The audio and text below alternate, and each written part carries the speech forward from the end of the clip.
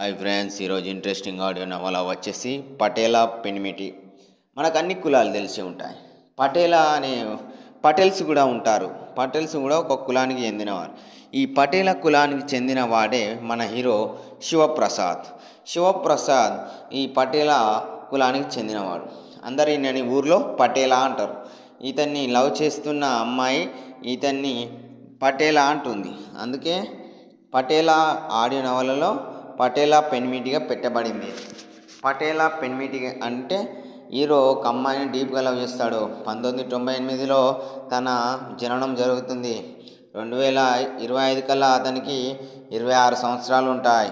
దాంతో గాంధీజీ 16 ఏళ్ళకే పెళ్లి చేసుకొని స్వాతంత్రం తీసుకురాలేదా, మేమెందుకు పెళ్లి చేసుకోకుండా ఈ హైకోర్టులు సుప్రీంకోర్టులు ఇలాంటి నిర్ణయాలు ఏజ్కి తగ్గట్టు ఎందుకు పెట్టారు? దీనివల్ల మానసిక స్ట్రెస్సులు, సూసైడ్లు, హత్యలు, లవ్ స్టోరీలు అనుకుంటూ క్రైమ్ స్టోరీ వరకు తీసుకెళ్తుంది. ఈ సమాజంలో ఉన్న రూల్స్ రెగ్యులేషన్సే తప్పుగా ఉన్నాయని పటేలా కేసేస్తాడు.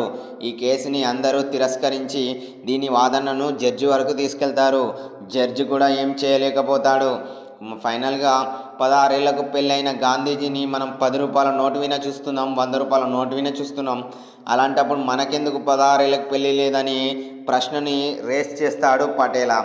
పటేలా అసలు పేరు శివప్రసాద్. శివప్రసాద్ లవ్ చేస్తుంది సువినా అనే అమ్మాయిని లవ్ చేస్తాడు. సువినా అనే అమ్మాయిని శివప్రసాద్ లవ్ చేస్తూ పెళ్లి చేసుకోవాలనుకుంటాడు.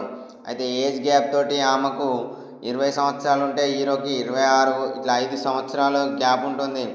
సో మనం ఇప్పుడే ఎందుకు పెళ్లి చేసుకోవాలి? మన పూర్వీకులు 16 ఏళ్ళకే పెళ్లి చేసుకొని పిల్లల్ని కన్నారు. మనకెందుకు ఇలాంటి రూల్స్ పెట్టారు మన పెద్దలు? అయినా పెట్టిరిపో, కానీ ఇంత కష్టమైన కండిషన్స్ ఎందుకు క్రియేట్ చేశారు? ఈ రూల్స్ రెగ్యులేషన్స్ వాళ్ళకి వెనుకట వాళ్ళు 10 మంది పిల్లల్ని అన్నప్పుడు ఏ రోగాలు రాలేదే. ఇప్పుడు ఒక బిడ్డని 2-3 సంతానాలు అవ్వడంతోటే ఆపరేషన్లు, సిజేరియన్లకు అనేకమైన కేసెస్ నోటెడ్ అవుతున్నాయి అనే దాని గురించి వాదన వేస్తాడు. ఆ వాదనలో జడ్జి, సుప్రీంకోర్టు, హైకోర్టు అన్నిటినీ ఈ ప్రశ్న మీద కేసేస్తాడు మన పటేలా అన్ని విధాలుగా అన్నిటినీ ప్రశ్నించుకుంటూ అందరు లాయర్లని మొత్తం నిజాలే కక్కుతాడు.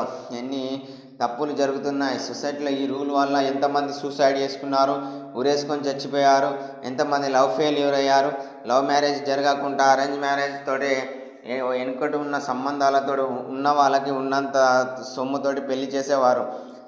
ఇప్పుడు మీరు పెట్టిన ఈ రూల్స్ వల్ల ఎడ్యుకేషన్ సిస్టమ్ కూడా కరెక్ట్ లేదు. దానివల్ల వాళ్ళకు కావాల్సిన సెక్సువల్ ఎమోషన్స్ కూడా షేర్ చేసుకోకుండా అయింది. ఇలాంటి సమాజంలో బతుకుతున్న మనం ఎందుకు ఇలాంటి బతుకుతున్నామని ఇతని పటేల్ చేసిన ప్రశ్నని తన లవర్ సువీనా కూడా ఇదే అంటుంది.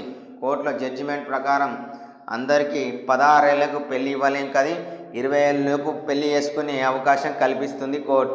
ఈ విధంగా కోర్టులో తీర్పుని గెలిచేవాడే పటేల్. ఈ పటేలా శివప్రసాద్ గెలుస్తాడు. ఆ కోర్టులో ఉన్న క్వశ్చన్కి ఆన్సర్కి గాంధీజీని 10 రూపాయల నోటు వినా, 200 నోటు వినా, ఇక 100 నోటు వినా రద్దు చేయడానికి కూడా పటేలా శివప్రసాద్ కారణమవుతాడు.